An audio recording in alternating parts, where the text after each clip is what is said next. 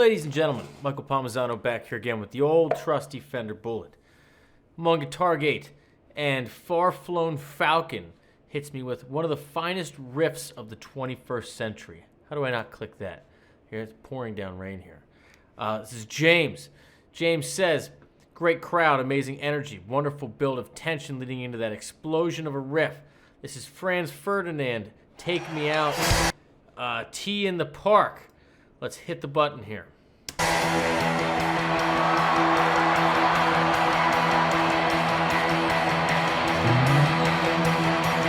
E.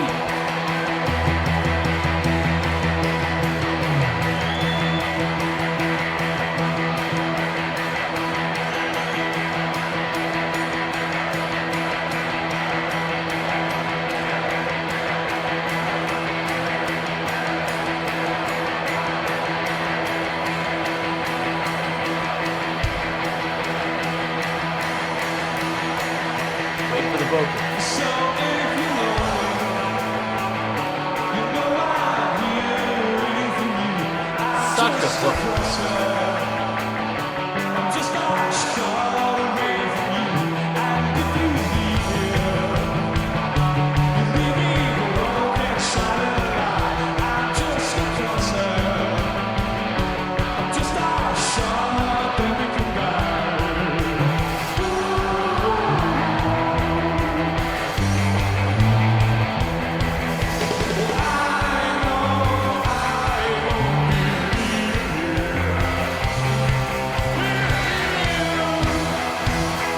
Okay, there's a lot going on in here. Give me a second.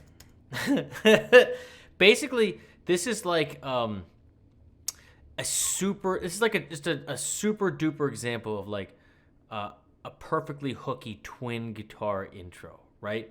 Where there's a bunch of different motion going on. It sounds sloppy, but it's not. It's very purposeful. You're getting all the chord tones, but it's got that like angst to it, which makes it sound like choppy and sloppy, but like there's actually a lot of movement going on here. So we're coming in just E, droning. Both guitars on E. Sounds like one's open, one's on the octave. The audience wants it.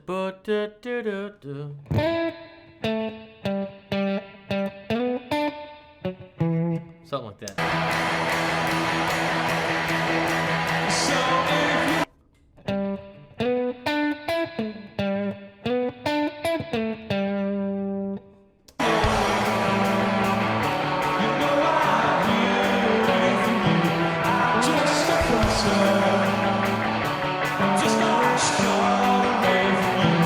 Something like that. Let's get the chorus.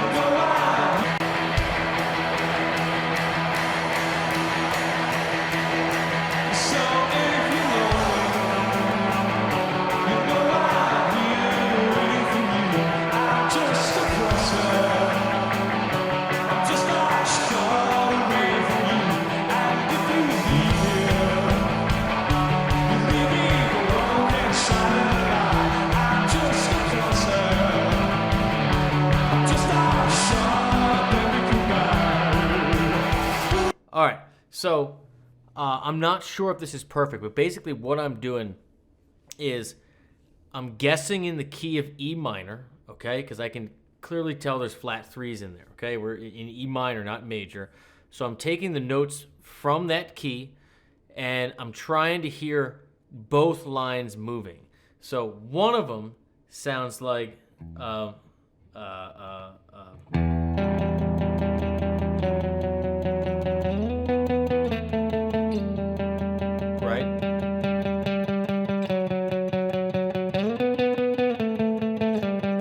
The other one sounds like it's going, Now,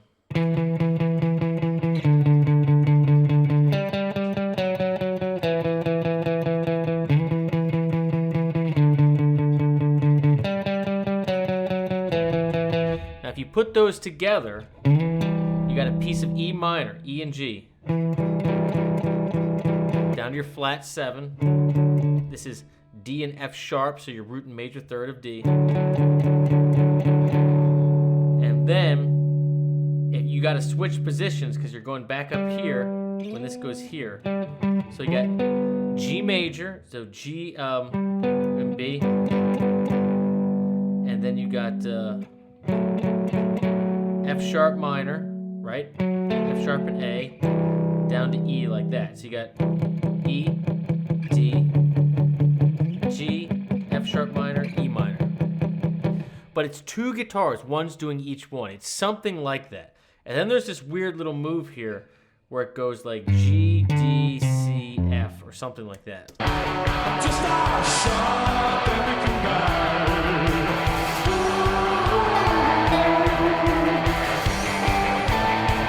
flat 3, 4,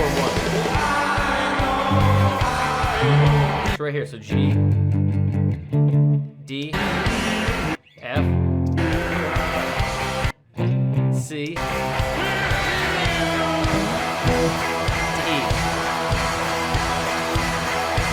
Stagger. I love it.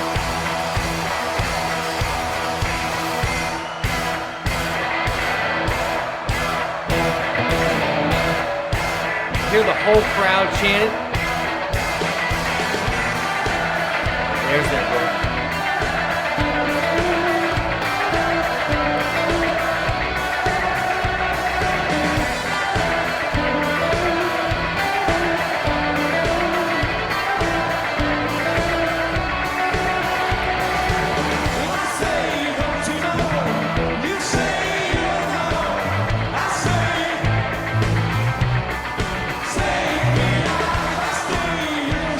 Alright, so I love it. The vocal line and the guitar riff are the same. It's the power of a guitar riff, man. That hook. You got flat 3 root, flat 7 root. And then 9, right to flat 7. So how does this work? So our backing chords, you got this super scratchy. Then you got to the 4 chord, to the 5 chord, to B. Now he's not doing that chunky of stuff. I'm not positive what he's doing. It might just be octaves. But there's a lot of this happening. Point is, when it gets to this B, okay? When it goes to the 9 here, that's the 5th of your 5 chord and the flat 7, right? So that right there, that really tags that chord. So you can flat 3.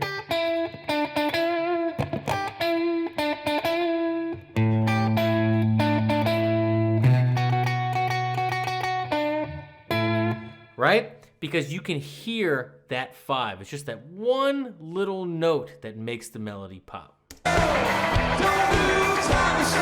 hi-hat.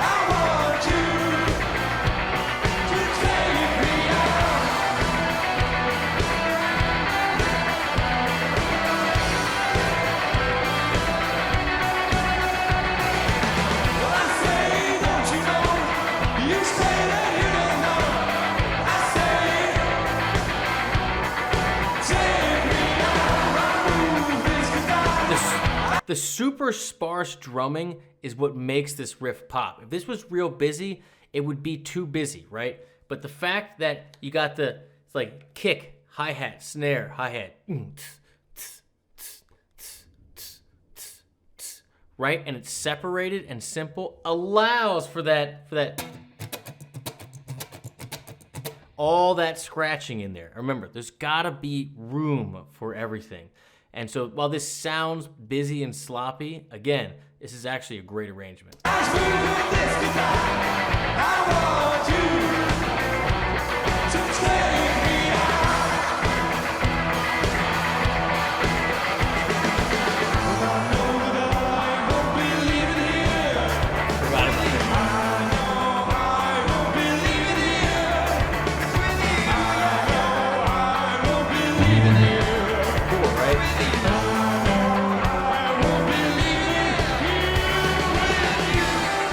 So it's like a walk down from the 4. That is not right, but your 4 is A. And so it's definitely like a push to the 4. It's a subdominant kind of vibe here. And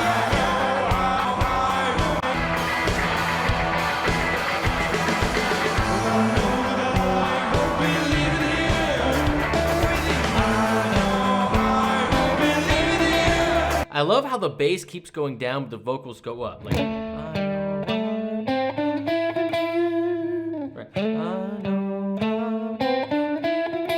as the bass goes, something like that.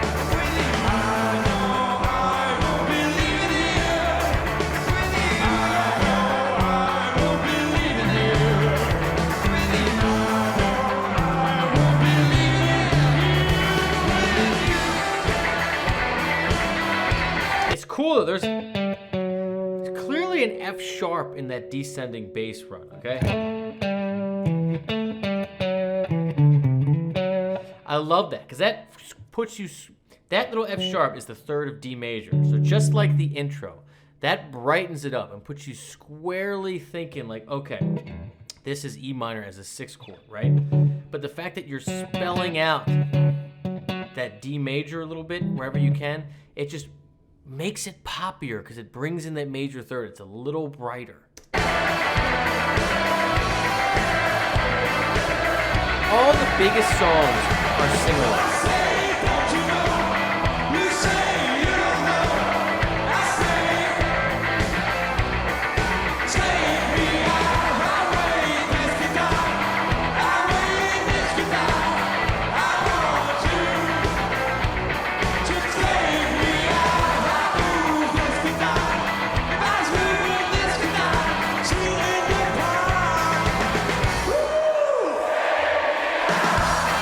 Yes!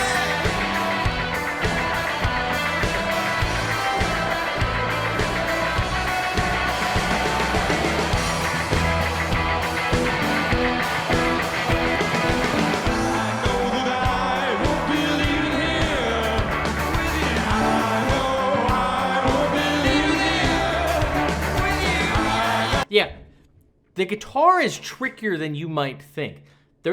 I have to go back a bunch, and I would implore you to do the same if you're going to cover this tune. But there's a lot more happening in the rhythm guitar.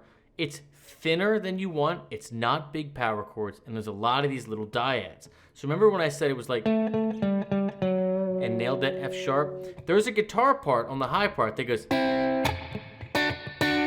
that hits this D and F sharp there above. Listen for it. I know I won't believe it.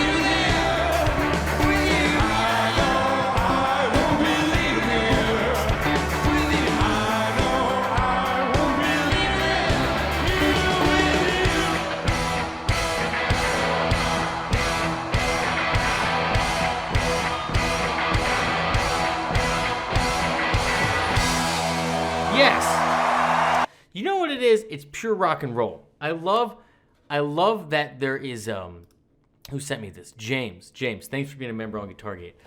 I love that the tempo goes up and comes down with all the hits, right? You couldn't do this with the track. This is a full band playing rock and roll like exactly as it should be. So that's number one. Number two, again, the chunky guitar playing, right? It seems like you would think it would be sloppy, but it's not. It is that sound, and it's on purpose. And I guarantee you, when we go back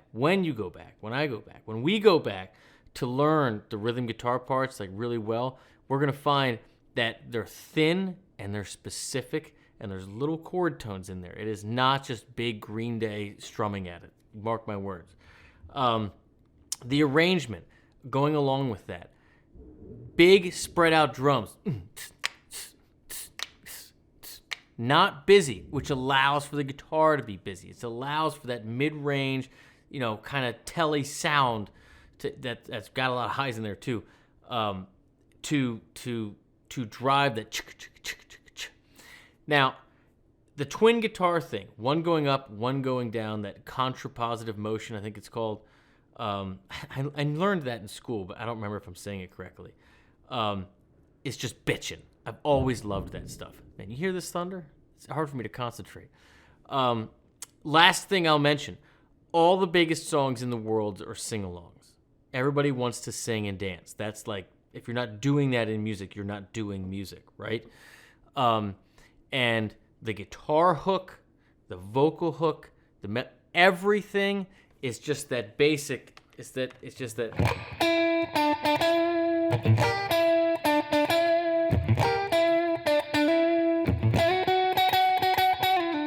Right? So simple that